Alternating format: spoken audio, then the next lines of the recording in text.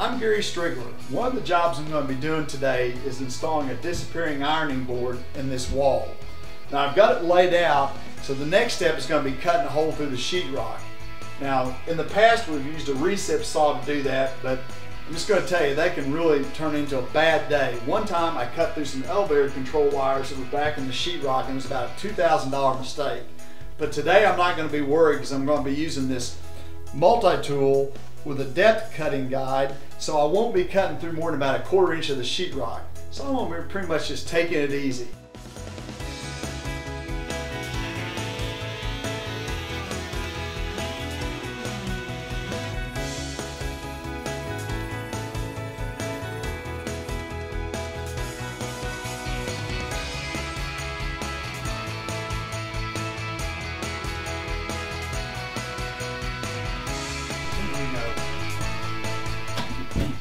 Oh man, I can see 3 wires from here, and I'm pretty certain I would have cut at least 2 of them if I hadn't been using this multi-tool.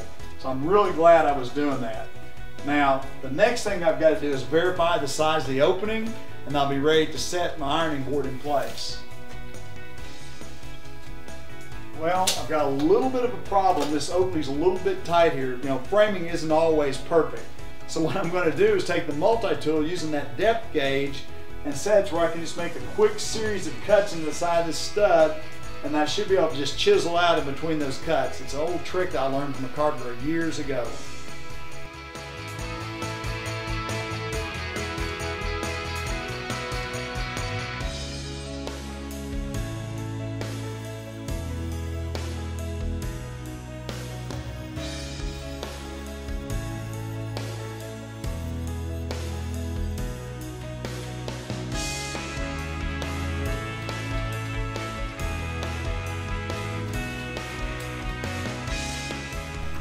So once I make my way down the whole cavity here, I'm going to pick up that extra 1/4 inch I've got to have to make the ironing board fit.